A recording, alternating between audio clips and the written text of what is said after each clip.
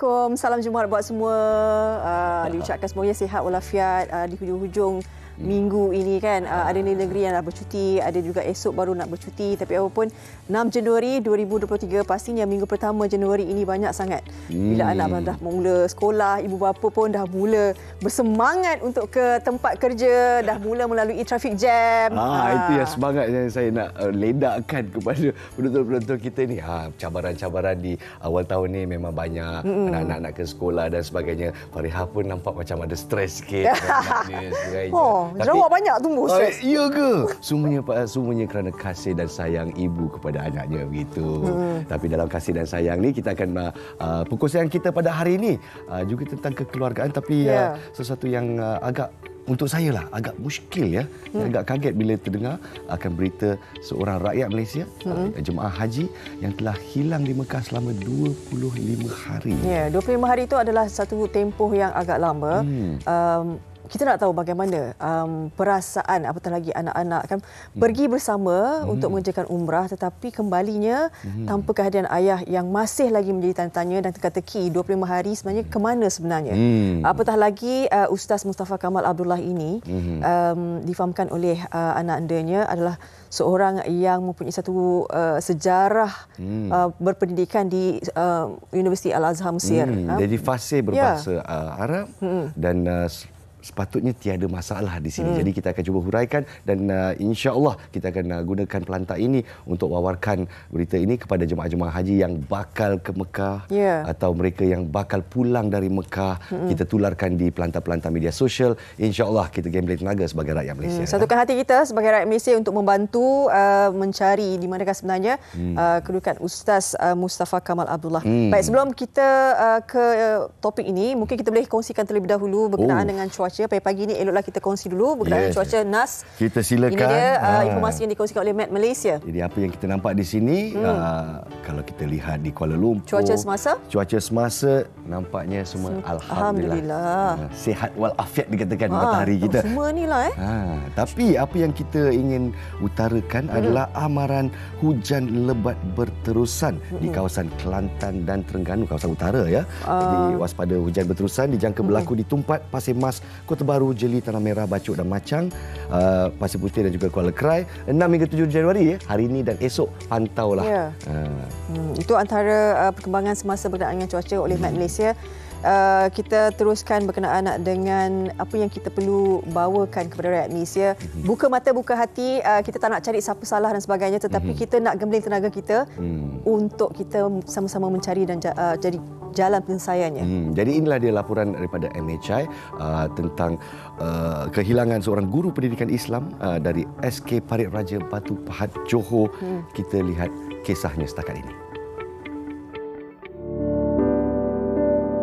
Setiap umat Islam pasti menyimpan hasrat untuk ke Tanah Suci Mekah bagi menunaikan umrah dan haji. Bagi Mustafa Kamal Abdullah, 48 tahun, dia gembira dapat menunaikan umrah kali ini bersama anak ketiganya, Muaz. Bagi guru pendidikan Islam di Sekolah Kebangsaan Parit Raja Batu Pahat, Johor ini, dia bersyukur anaknya yang berumur 16 tahun berjaya menamatkan pengajian dan khatam Al-Quran Syahadah 30 juzuk. Mereka selamat tiba di Madinah pada 6 Disember 2022 dan mula bergerak ke Mekah pada 12 Disember 2022. Namun, perjalanan ibadah umrah mereka tidak kesampaian seperti yang dirancang apabila kesihatan Mustafa tiba-tiba merosot dan mengalami demam setibanya di Mekah. Menurut saksi, kali terakhir dia dijumpai pada tengah malam 12 Disember di depan hotel dan dibawa menaiki sebuah ambulans kerana melihat keadaannya yang lemah dan tidak stabil. Tiada pengenalan diri dibawa bersama beliau ketika itu. Kini, kehilangan Mustafa Kamal telah memasuki hari ke-25 dan misi pencarian masih diteruskan. Doa diiringi bersama Mustafa agar segera ditemui dalam keadaan selamat.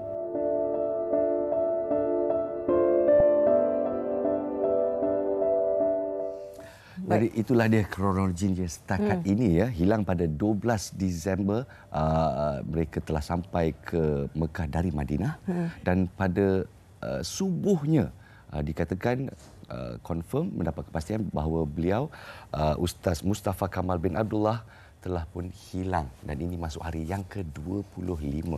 Baik, hari yang ke-25 pastinya satu perasaan yang sangat berat oleh keluarga dan orang-orang yang terdekat, apatah lagi mereka yang bersama dengan Ustaz Mustafa Kamal.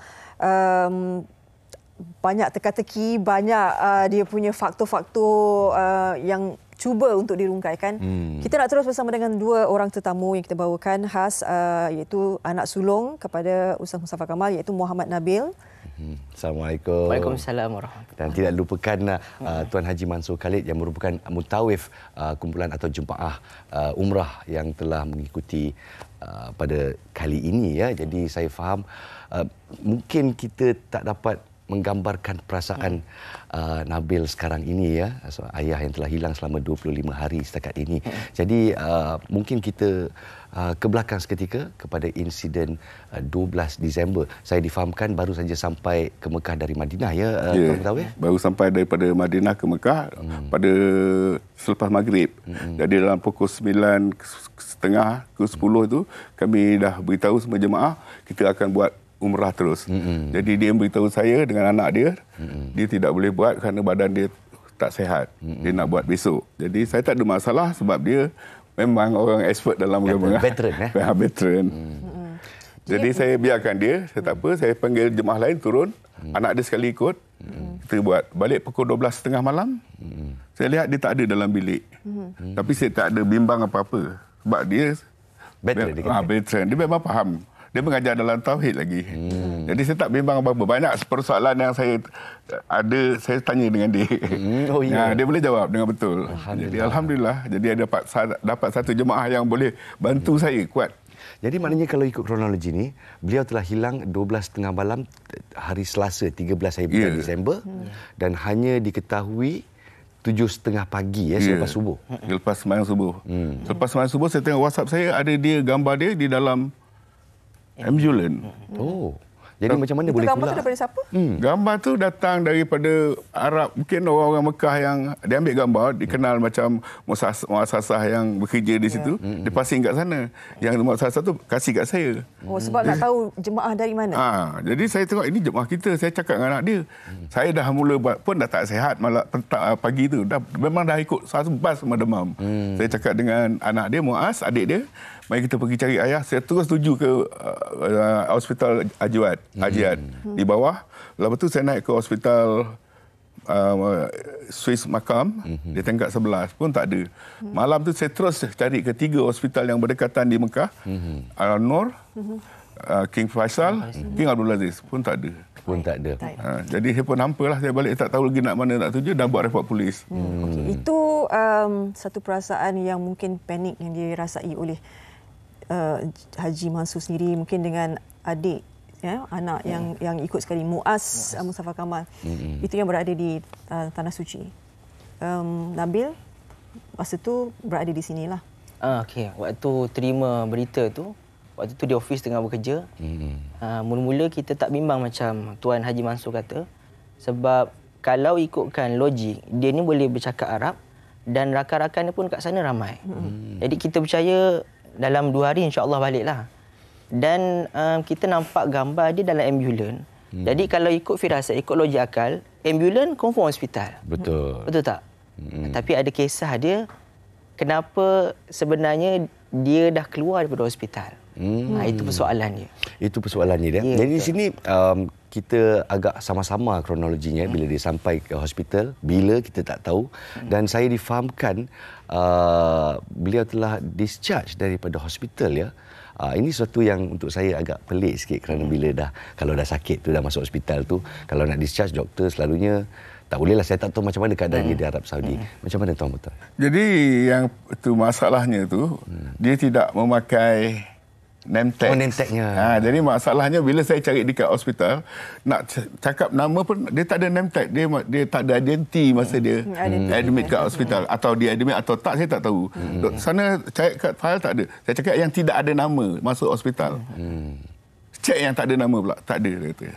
Tunjukkan gambar yang orang WhatsApp kata. Yang tu semua datang tengok gambar ni. Tak ada. Tak ada juga. Ambulan yang ambil tu pun saya cari, jumpa malam tu. Jumpa yang pakai vest merah. Ya. Saya tanya dia mana. Dia kata saya ambil tapi saya dah tak ingat ramai saya ambil kata. Betul. Satu hari tu bukan seorang kata dia. Saya pun dah tak ingat kata dia. Dia tak ingat. Tapi dia ingat yang dia hantar Ustaz Mustafa Kamal kembali ke hotel. Sebab itu saya tak tanya. Dia tak kata ni memang dia tak ada sakit pun. Dia tak ada kencing manis, dia tak ada high blood pressure. Jadi bila dia check dia tak ada sakit, dia tak admit dah orang hospital. Okey. Dengan saksi yang memberitahukan, berapa orang saksi yang turut berkongsi informasi ni? Yang pertama sekali yang berkongsi, orang yang pertama yang bagi tahu yang sebenarnya ayah saya ni discharge adalah ketua mutawif yang in charge di sana. Jadi pada mulanya saya macam kurang yakin lah kan. Sebab macam mana boleh tahu kan. Jadi alhamdulillah sebenarnya ada lebih kurang 3-4 orang yang volunteer di sana, orang Melayu sendiri, duduk di Mekah dan dah bermustautin hampir 20 tahun. Dia kata rupa-rupanya dia sendiri yang jumpa orang vest baju merah tu. Saya rasa bukan orang yang vest baju merah tu hantar balik. Rasanya kawan kepada orang tu. Dia kata, haji ni memang saya dah hantar balik. Dia dah hantar balik ke hotel. Ke hotel. Jadi persoalannya, dah dia hantar ke hotel, kenapa tak naik hotel? Itu. Dan satu Dan lagi. beg tu pun tak ada. Dia ada pengenalan dan bagnya dijumpai di reception hotel ya. Di bawah lost and found selama berapa hari itu? 3 hari. 3 hari baru dijumpa. Ya. Maknanya beg tu memang berada di hotel tersebut atau Tidak, beg tu bersepah. Berarti masa dia tak ingat. Kemungkinan dia mamai tu maksudnya dia badan panas sangat ke. Masa tu dia tak ingat CCTV apa. tak tahu siapa yang hantar ke apa ke, tak ada? Tak ada. Saya tanya dengan resepsionis sana, ada call ambulance, dia kata tak ada. Jadi memang pelik ya. Saya pun dah tak tahu nak tanya macam mana lagi. Jadi beg yang dijumpai itu semua pengenalan diri, mungkin ada telefon bimbit atau ada. Semuanya ada. Ada, cuma duit dia hilang lah. Duit dia hilang lah. Mungkin ada berlaku kecurian di sana. Tapi kita tak tahu bila duit itu dicuri. Itu menjadi satu. Tapi ada satu masa saya makan, ada mutawif yang lain berjumpa saya. Orang yang awak hilang tu, dia punya beg dia ada pada tangan satu Arab. Saya minta, dia tak bagi. Dia kata dia nak. Dia cakap Arab, dia kata miskin gitu. Dia kata miskin tu masalahnya, ada masalah. Tak boleh bagi siapa-siapa. Dia hantar kepada, saya tanya kat resepsionis, ada jumpa, ada orang pulangkan, tak ada lagi. Hari yang ketiga baru dapat. Begitu, tapi memang CCTV tak ada rakam kan? Tak ada. Itu masalahnya. Baik, Nabil, kita nak tahu yang pergi adik Muaz. Adik, betul, Muaz. Bagaimana dia bila pulang kan? Dia Muaz ni balik tu dia macam hampa lah. Sebab dia pergi berdua dengan ayah, dia pun rapat dengan ayah kan. Sebenarnya umrah ni satu hadiah untuk dia. Sebab baru disiarkan tadi. Sebab dia baru khatam syahadah 30 juz. Alhamdulillah. Jadi dia agak hampa lah bila balik tak ada ayah. Dan dia sempat buat umrah wajib tu, umrah wajib yang sekali. Dan umrah kali kedua tak ada. Dia kata dia tunggu ayah sampai balik. Gila, saya dapat bayangkan traumanya kalau adik Muaz sedang menonton sekarang ini. Jadi insya-Allah kita semua bersama dengan anda. Jadi setakat ini apakah tindakan susulan daripada ahli keluarga dan juga mungkin daripada Tuan Haji sendiri atau mungkin daripada travel agency-nya? Mungkin boleh ulaskan sikit? Okey, selepas seminggu saya ada berhubung dengan salah seorang konsul Malaysia di Jeddah. Dia banyak bantu saya dan dia keluarkan satu surat rasmi ke Kementerian Luar Negeri. Dia minta bantu cari orang ni dan kad penalan sekian. Kemudian saya rasa tindakan itu saja mungkin tak mencukupi kan, sebab pihak Malaysia ataupun kedutaan di sini tak berhubung lagi dengan sana. Jadi saya pun pergi ke Putrajaya, Wisma Putra, dapatkan konselor untuk ahli waris yang hilang di Mekah. Jadi alhamdulillah benda tu saya buat sebenarnya minggu lepas. Nampaknya minggu ni nampak macam dah lebih agresif. Sebab ada sahabat-sahabat ayah saya yang berada di sana. Dia kata berita tentang kehilangan dan pencarian ayah saya di sana nampak macam sedang bergerak lah. Alhamdulillah. Alhamdulillah. Jadi matlamat kita di sini juga adalah untuk berkongsi kisah ini kepada penonton-penonton kita dan untuk menggunakan kuasa media. Betul. Jadi kalau boleh kita boleh kongsikan pautan siaran ini dari Facebook, kita paparkan di media-media sosial kita. Ramai juga kenalan ya di Facebook yang memberikan sokongan. Ya, betul. Dan juga insya-Allah kalau kita boleh kongsikan pautan ini kepada pelantar-pelantar media sosial yang lain yang jemaah umrah dari sini nak ke sana boleh pantau, jemaah umrah di sana juga boleh buka mata sikit, mana tahu ternampak ke dan sebagainya. Haji Mansur sebagai mutawif, pastinya dah banyak kali kan pengalaman ini pertama kali. Pertama kali hilang macam pelik sikitlah. Biasa hilang kalau orang tua lepas tawaf dia nak cari tempat sa'i tak ada, dia tak berani nak sa'i, dia duduk dia. Lepas tu macam grup dia balik jumpa saya, ini nenek ni tak balik lagi tuan Haji. Tapi kita ada gambar dia. Jadi kita hantar kepada grup mutawif.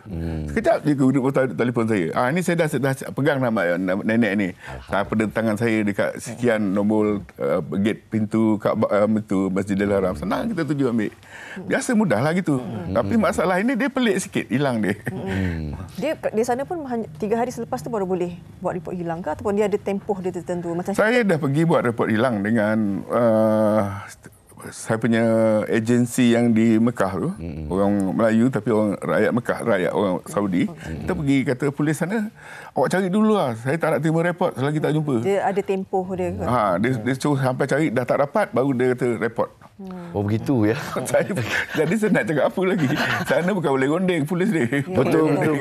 Tapi saya pun dapat bayangkan dengan jumlah badan manusia yang berada di sana, saya rasa polis kat sana pun pening kepala juga. Jadi mungkin kita memahami di sana.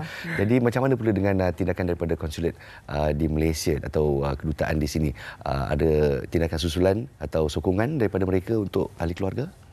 Setakat ni anak saudara, maksudnya sepupu saya, anak saudara ayah, dia juga ada orang kata link dan kabel lah di pelancongan. Dan insya-Allah mereka pun tengah ada dah buat report dan kami juga tengah menunggulah maklumat. Setakat ni macam ni lah. Jadi sebenarnya dalam masa yang sama untuk makluman, sebenarnya ramai lagi yang bantu saya. Dia volunteer di sana. Tengah menunggu jugalah maklumat. Menunggu berita, menunggu maklumat ya. Mungkin daripada apa yang berlaku ni kan, sekiranya kalau jadi lagi seperti ini, macam hilang ni satu benda yang perasaan tak enak lah sebab kita menanti dengan banyak teka-teki kan kat mana dan sebagainya. Mungkin sebagai mutawif Haji Mansur, kalau hilang macam ni, apa yang perlu lakukan? Pertama sekali saya nak nasihat ke jemaah. Pertama sekali itulah name tag tu kena pakai lah. Sentiasa ya. Sentiasa kalau dia pengsan ke apa. Jadi kita bukan semua orang jemaah lain pun kalau saya jumpa pun saya tolong tengok nombor telefon dia, kita kan call dia punya agensi dia. Dan dia akan datang. Dan kita janji kita ada di gate nombor berapa. Kat situ ada nombor semua, senang. Jadi dia orang datang tu jumpa kita. Tapi bila keadaan yang macam ini, dia tak pakai apa-apa. Jadi bila dia pakai name tag, gambar dia ada situ, gambar dia ada pada kita juga. Jadi kita hantar pada grup mutawif satu Mekah tu. Boleh cari, boleh jumpa. Kejap je dia balas balik. Oh, jaringan network dia sangat hebat ya. Hebat sana. Semangat ukuah dia sana. Sebenarnya yang ini special case sebab kita tak tahu apa yang berlaku sebelum tu kan. Kronologi dia. Kronologi dia ni memang pelik sikit sebab dia bukan dia hilang. Dia tak nak buat malam tu. Dia nak buat besok. Jadi kita percaya. Keadaan tak sihat kan? Keadaan dia tak sihat, dia demam. Demam panas kemungkinan. Saya juga faham dalam keadaan sebegitu, bila kita pergi dengan orang yang berpengalaman, lepas tu dia kata tak apa, saya tahu apa saya nak buat, saya akan pergi sendiri. Jadi kita pun percayalah kan di sana. Jadi adakah Tuan Haji rasa Tuan Haji telah melakukan yang sebaik mungkin dari segi usaha untuk cuba menjumpai Ustaz Mustafa? Sebenarnya pada pagi tu saya dah tak ke masjid lagi dah dengan adik dia. Terus keluar merata cari, dah tak ingat waktu lagi dah. Semayang berdua dengan adik dia je lah. Sebab hilang. Jadi tapi saya yakin lagi dia akan, sebab dia boleh berbahasa Arab depan saya. Bila saya bercakap dengan driver tu bahasa Arab dan dia bantu. Dia yang bantu. Jadi bahasa dia lagi maksudnya bahasa sekolahnya kan. Jadi macam saya kita guna bahasa pasar. Bahasa di sana. Tapi dia bantu. Oh, saya cakap memanglah hari pertama tu turun daripada airport bila dia cakap dengan driver tu dia bantu. Yes, saya cakap orang ni memang saya tak kenal asal. Saya kenal bila dia bercakap Arab dengan orang-orang yang bekerja dengan hotel tu. Bila saya bercakap dia balas dia support lah macam anak dia support gitu. Oh, saya cakap ni saya tanyalah. Oh, dia kata betul. Dia mengajar kat sekolah. Dia belajar kat Mesir dulu. Baik, Nabil, mungkin Nabil sendiri sebagai anak sulung, sebagai waris jugalah kan. Kata-kata Nabil untuk okey. Saya sebenarnya ada beberapa cadangan, bukan saja travel agency yang ayah saya ikuti, tapi sebenarnya untuk semua travel agency, mungkin masing-masing dah ada satu prosedur yang tetap. SOP. Bila ada mangsa yang hilang kan, ada jemaah yang hilang. Jadi saya rasa benda ni perlu diketengahkan dan perlu dikongsikan pada travel-travel lain. Sebab bila kehilangan ayah saya ni, ada travel satu kata dah buat report belum hari sekian. Saya kata dah buat report dah. Tapi memang orang Arab suruh cari sendiri. Jadi kata tak boleh macam tu, sepatutnya kena jumpa muassasah bla bla bla. Dan saya rasa benda tu macam seolah-olah tak ada SOP yang tetap pada semua agensi. Jadi tak ada SOP yang sekata ya. Berbeza-beza. Masing-masing ada pendapat sendiri kan. Jadi saya rasa benda tu perlu ditetapkan lah untuk semua travel agensi. Kemudian yang keduanya, saya harap semua yang tengah lihat live saya sekarang ni dengan ni, saya mohon untuk mana-mana agensi ataupun NGO, tak kira sama ada kerajaan ataupun swasta, mohon untuk bantu cari keberadaan ayah saya dan juga bantu juga untuk cari mangsa-mangsa yang hilang. Sebab saya juga difahamkan sekarang ni ada orang yang hilang sebenarnya selain daripada ayah saya. Tapi macam mana? Biasanya 3 hari insya-Allah lah. 3 hari insya-Allah, paling lama seminggu je insya-Allah balik. Tapi ayah ni berminggu-minggu. Dah 25 hari ya. Ya betul, wallahu a'lam. Dengan kain ihram saja. Ya, dia berihram. Dengan hanya berkain ihram. Ya. Betul. Jadi wow, kerisauan anak saya tak dapat bayangkanlah. Dan saya sangat kagum dengan ketenangan yang ditunjukkan oleh saudara Nabil dan juga Tuan Haji Mansur Mutawif kita ya. Semoga kita berdoa bersama-sama dan semoga Tuan Haji Ustaz Mustafa Kamal dijumpai dengan segera. Kita harap dengan hari Jumaat yang penuh berkah ini kan, doa kita sebagai seluruh rakyat Malaysia lah yang beragama Islam, sama-sama kita doakan moga-moga ada jalan penyelesaian, dipermudahkan pencarian, dijumpai dengan selamat insya-Allah dan sihat. Sihat ya. Dan mungkin saya nak ingatkan semula kepada penonton-penonton kita, kalau kita boleh kongsikan pautan live Facebook kita kepada pelantar-pelantar media sosial yang lain, insya-Allah kita sebarkan berita ini kepada jemaah-jemaah umrah kita yang akan berlepas dan mungkin akan kembali. Insya-Allah kita akan menjumpai Ustaz ya, insya-Allah. Terima kasih diucapkan buat Haji Mansur Khalid dan juga Muhammad Nabil Mustafa Kamal ya. Kita doakan juga untuk Muaz. Moga kembali semangatnya untuk menjalani rutin ni kan, baru berusia 16 tahun. Terima kasih sekali lagi ya. Kekal semangat, kekal reda adik Muaz di luar sana. Baik, kita berehat seketika dan apabila kita kembali, apakah pilihan pelaburan apabila kita memikirkan soal wang pada 2023? Apakah pilihan anda? Semuanya selepas ini.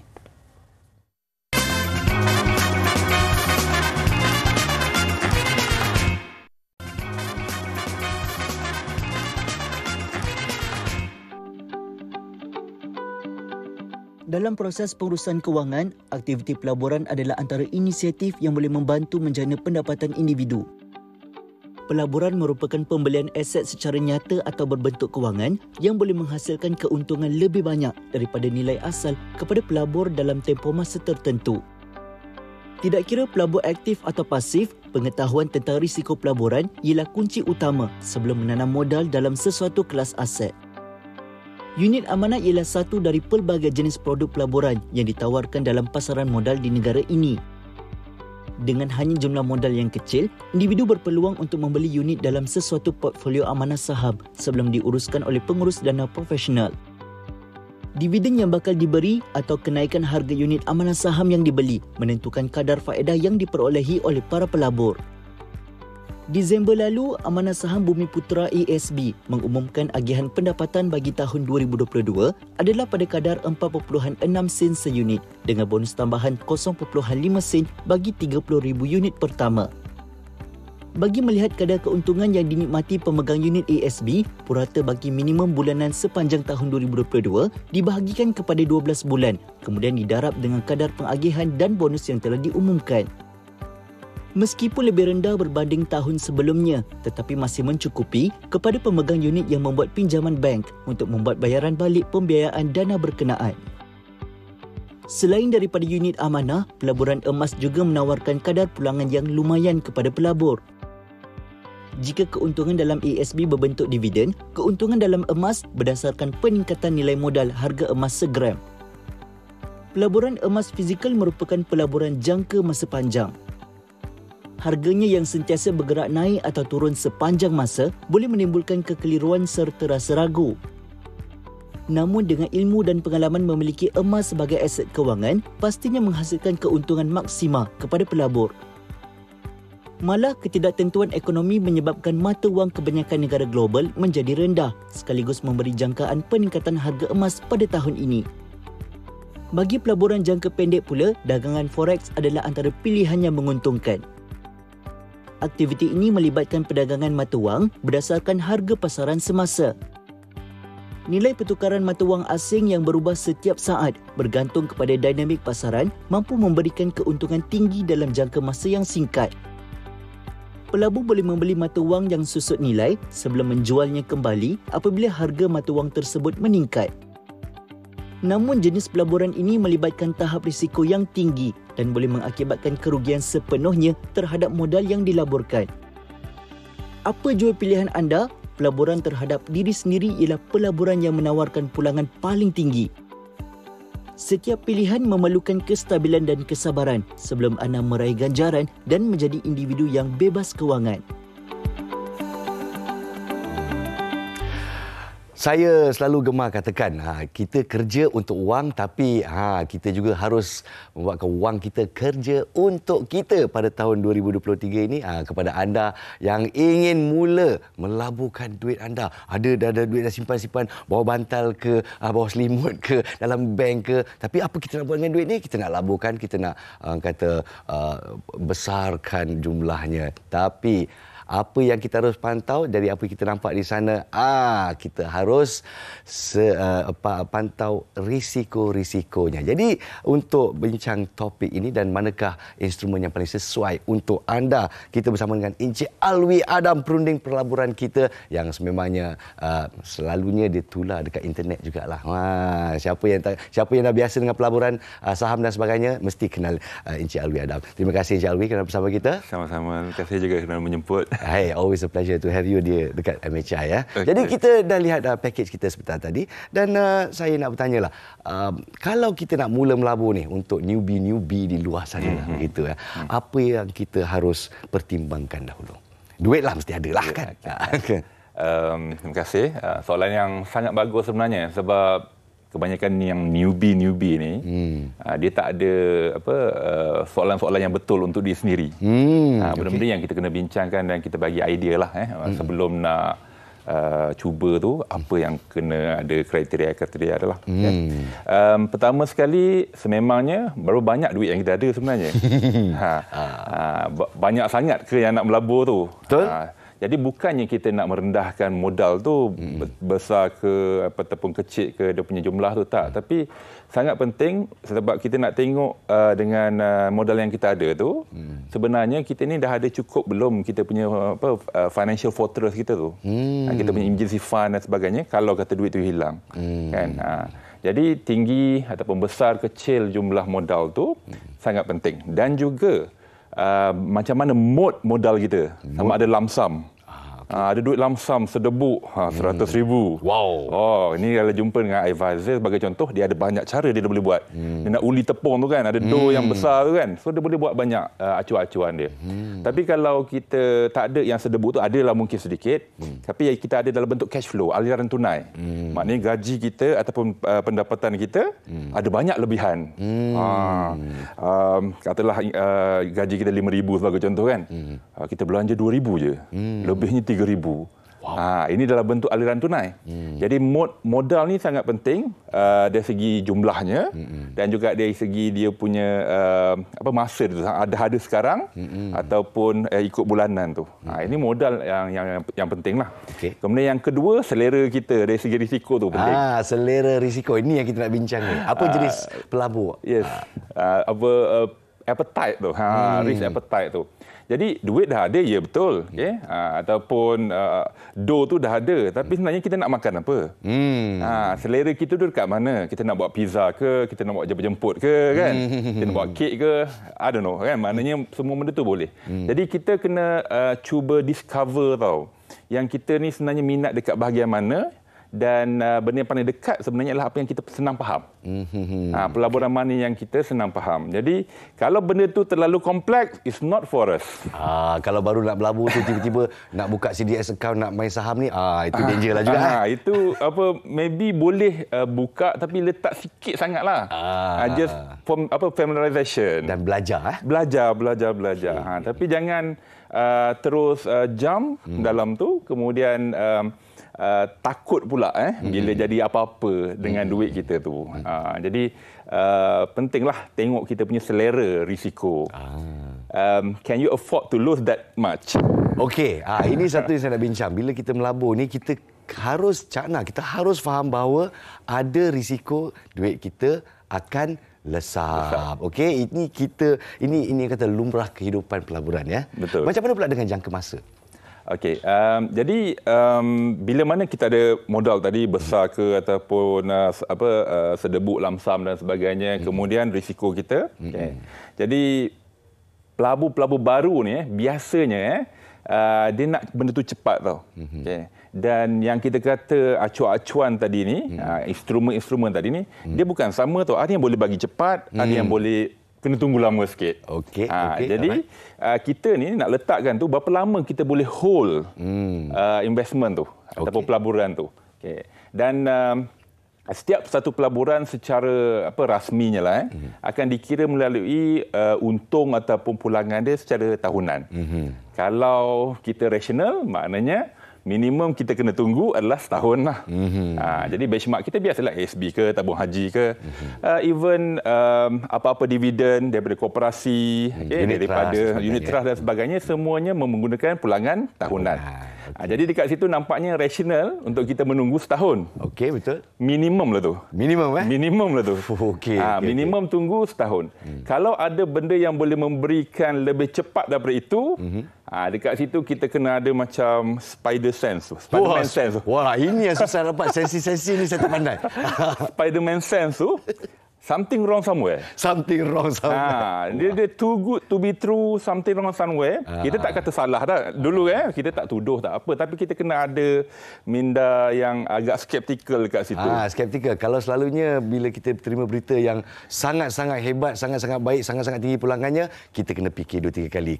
Betul ke macam ni kan? It's too good to be true, kata orang putih. Ada yang offer masuk katalah 500 sejam dah dapat. Yang itu pengalaman pelabur-pelabur baru kena hadapi dulu. Bila kita dapat tips yang macam ni kan, hari tu terdengar tips kata setahun minimum kena tunggu. Ini apa pula ni, tiba-tiba 2 minit 3 minit dah boleh dapat kan. So yang kata Spiderman sense, ini something wrong somewhere.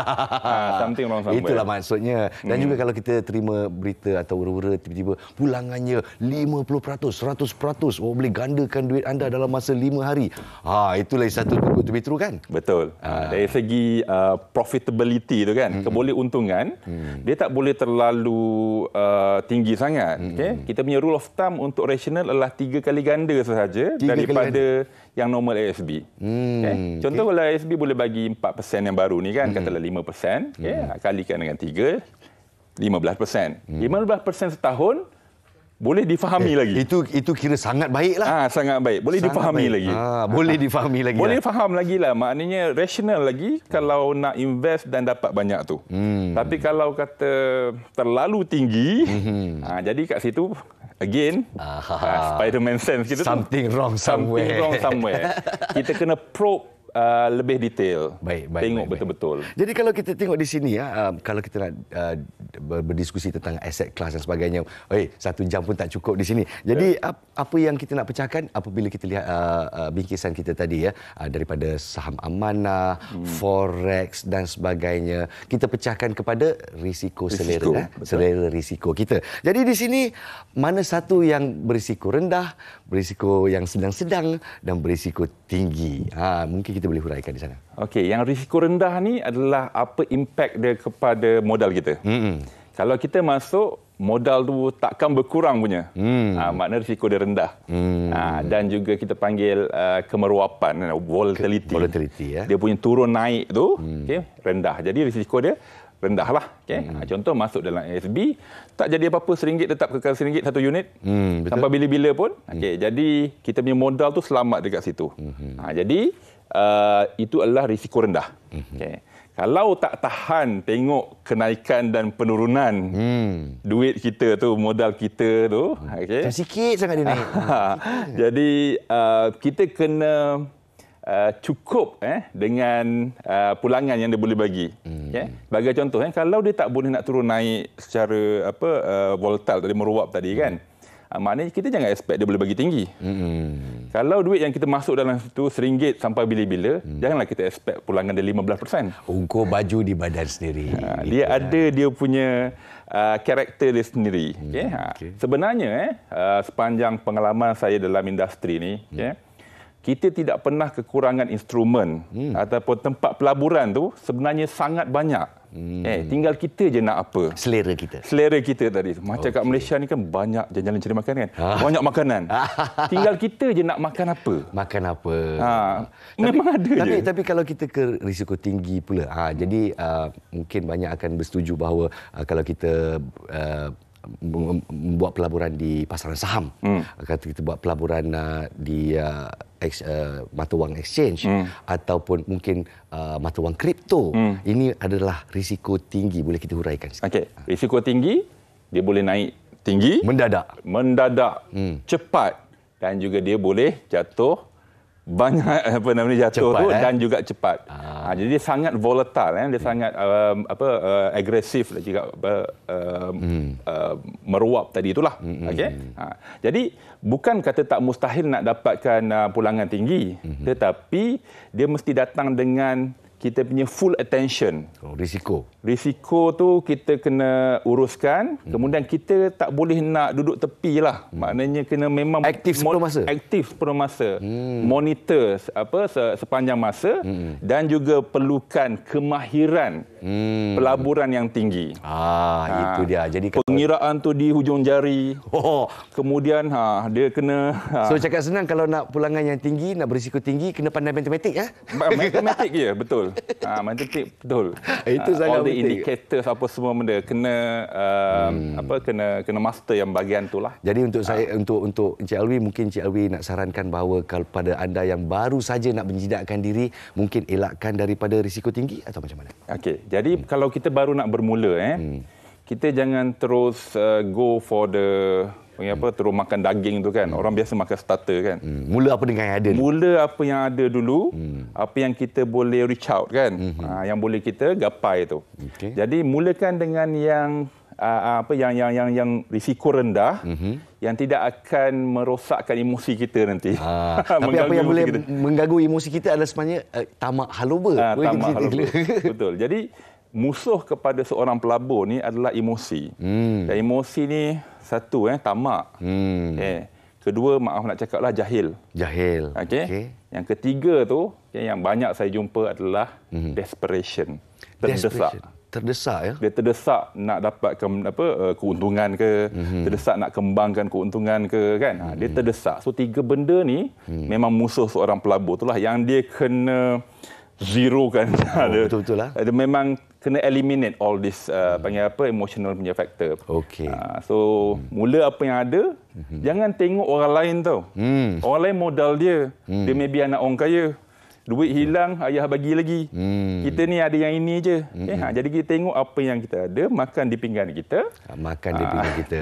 Dan juga risiko kita tadi.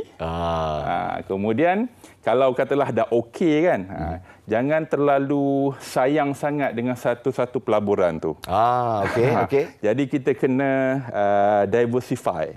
Jangan letak semua telur dalam satu bakul. Betul. Jangan letak semua telur dalam dalam satu bakul ataupun bahasanya perumpukan aset. Betul.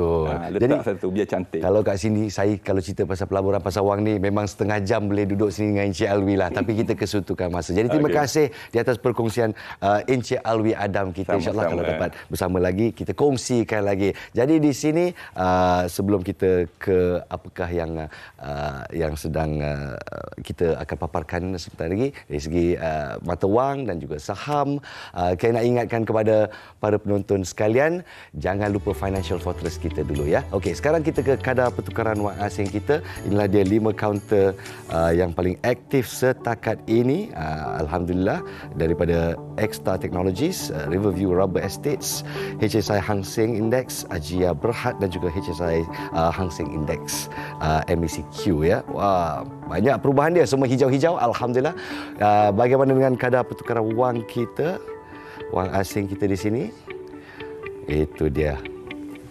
Apa yang kita boleh nampak sekarang, dolar Singapura 3.27, rupiah Indonesia 0.028, Thai baht 12.89 dan juga won Korea 0.35. Anda ingin melancong? Inilah masa untuk tukar wang sekarang juga. Baiklah, ini pula harga emas semasa untuk 916 261 sen, cantik nombor dia. Untuk emas 999 pula RM285.32. Yang pegang emas ni pun insya-Allah satu pelaburan yang selamat, stabil begitu. Ingat Financial Fortress anda dulu, insurans kena cukup, duit simpanan kena cukup, baru kita fikir pasal pelaburan. Kita akan berehat seketika dan apabila kita kembali semula di MHI, saya akan bersama dengan Fariha On. Jangan ke mana-mana.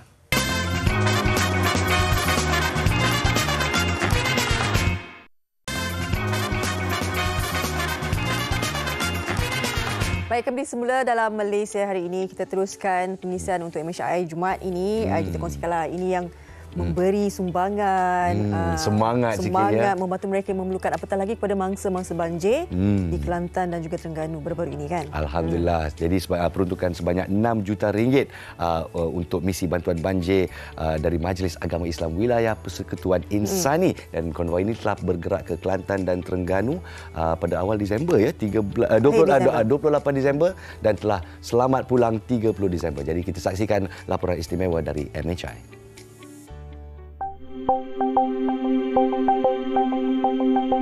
Acap kali tiba hujung tahun, berlakunya monsun timur laut yang menyebabkan kejadian banjir, terutamanya penduduk di negeri pantai timur.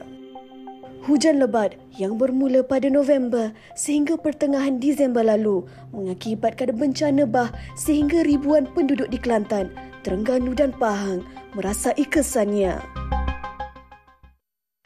Atas dasar kemanusiaan dan tanggungjawab untuk membantu sesama insan, konvoi skuad Majlis Agama Islam Wilayah Persekutuan MAWIP Insani 2022 mengadakan satu misi bantuan kepada penduduk yang terjejas di negeri Kelantan. Konvoi ini bergerak ke Kelantan dan Terengganu dari 28 hingga 30 Disember lalu. Seramai 108 pegawai daripada anak syarikat dan badan bukan kerajaan NGO terlibat menyertainya. Pada hari pertama, majlis pelepasan misi diadakan di Kompleks Darul Kifayah, Kuala Lumpur dan disempurnakan oleh pengurusi MAWIP yang berbahagia Tan Sri Dr. Muhammad Daud Bakar. Kru MHI turut berpeluang menyertai misi ini. Perjalanan selama hampir 8 jam akhirnya tiba di Kota Baru Kelantan lewat tengah malam.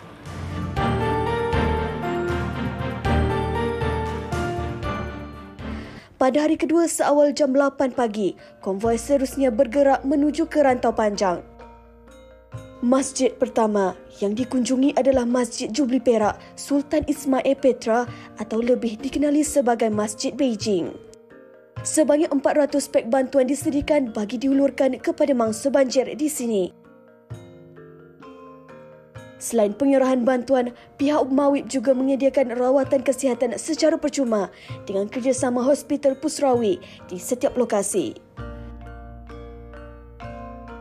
Secara keseluruhan, Mawib memperuntukkan hampir 6 juta ringgit bantuan kepada negeri-negeri yang terlibat. Sebanyak 3 juta ringgit bantuan kewangan diberikan kepada mangsa banjir di negeri Terengganu, Kelantan dan Pahang. Sumbangan ini disalurkan kepada Majlis Agama Islam Negeri dan setiap negeri menerima RM1 juta. Sebanyak RM2 juta pula disalurkan untuk misi bantuan banjir Mawib insani dalam bentuk barangan, manakala RM1 juta lagi diperuntukkan untuk pasca banjir skuad musaadah agensi di bawah Menteri di Jabatan Perdana Menteri bagi penyediaan bakul makanan dan kit solat. Sejurus selesai memberi bantuan di kawasan masjid, pasukan sukarelawan kemudiannya bergerak mengurutkan bantuan kepada penduduk di kawasan sekelilingnya.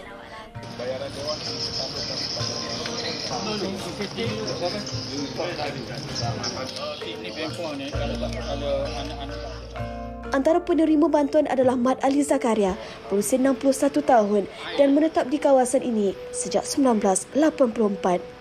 Bagi Mat Ali, banjir setiap tahun bukanlah perkara luar biasa. Yang membezakan hanyalah tahap ketinggian air ketika melanda. Setiap tahun banjir. Ada semua banjir sini. Banjir baru-baru ni setakat pohon ni. Air naik itu, dah kenalin kita orang itu ni, orang tua ni kan nak ngaruh air sejuk. Anak ada kak, tu anak lah jadi lapik jokong katil kan. Lapik dengan batu jokong. Persediaan banjir dilakukan warga emas ini sebaik mungkin. Perabot dan barang elektrik penting ditinggikan dengan batu bata agar tidak ditenggelami air. Setiap perabot ini tidak diubah kerana khawatir banjir akan berlaku lagi bila-bila masa.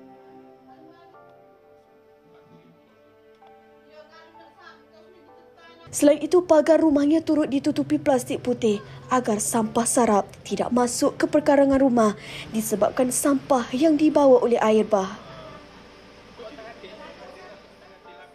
Usai segala urusan di rantau panjang, konvoi seterusnya bergerak ke Masjid Sultan Muhammad III di Pasir Emas.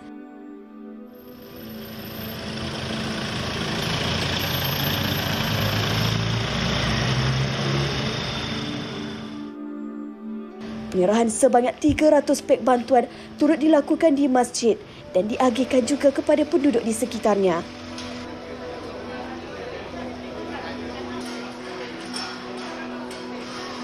Antara yang menerima bantuan ini merupakan pasangan suami isteri cekal Nordin Hamzah 50 tahun dan isterinya Mas Zuraya Kasim 49 tahun. Ibarat sudah jatuh ditimpa tangga, Mas Zuraya disahkan menghidap kanser payudara peringkat 3 pada awal tahun lalu. Kali ini diuji pula dengan banjir besar yang menimpanya sekeluarga. Namun apa jua ujian yang mendatang, wanita ini tetap cekal demi anak-anak dan suami tercinta. Kita tak perlu give up lah, tak kisahlah penyakit apa lah. Sebabnya kita kena reda. Allah nak bagi kita sakit tu kan. Kita terima dah. Orang lain pun lagi teruk pada kita kata kan. Kak Ju kuatlah semangat tu. Tak apa. Janji anak-anak Kak Ju apa ni? Bolehlah macam dia orang tak ada duit Kak Ju boleh bagi. Tak boleh sedih. Tahulah Kak Ju gini harapan tu Kak Ju nak bagi. Habiskan bayar rumah Kak Ju. Saya sedih.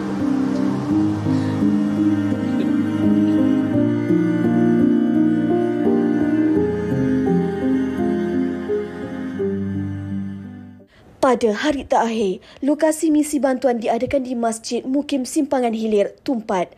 Masjid ini terletak hanya beberapa ratus meter sahaja dari Sungai Golok, punca utama limpahan air yang mengakibatkan berlakunya banjir kerana hujan lebat. Sebanyak 300 pek bantuan juga turut diedarkan di masjid dan penduduk kawasan setempat. Selain itu, kerja-kerja pembersihan juga turut dilakukan oleh para sukarelawan. Walaupun penat, tetapi usaha dan keringat setiap sukarelawan ini berbaloi dengan hasil yang dicurahkan. Mawib sekali lagi mengambil cabaran untuk berada di lapangan, membantu masa-masa banjir akibat banjir yang agak serius yang melanda beberapa negeri di Malaysia, di Pantai Timur khususnya.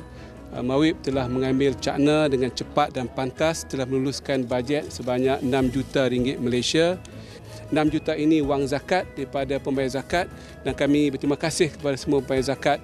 Hari ini skuad misi Insani Mawib adalah menyumbang tenaga mereka, 4 tulang kerat mereka untuk membantu masa banjir dengan sikit bantuan kewangan daripada pihak kami, dana zakat yang digunakan. Terima kasih kepada semua rakyat Malaysia yang bersama satu hati membantu mereka yang memerlukan bantuan dan sikit pemerhatian daripada kita semua. Terima kasih. Misi Skuad Mawib Insani mampu direalisasikan kerana keprihatinan yang ditunjukkan oleh masyarakat setiap kali berlakunya bencana. Apa yang pasti, setiap hasil kutipan zakat daripada rakyat Malaysia, terutamanya penduduk di wilayah persekutuan, dapat disalurkan kepada mereka yang memerlukan.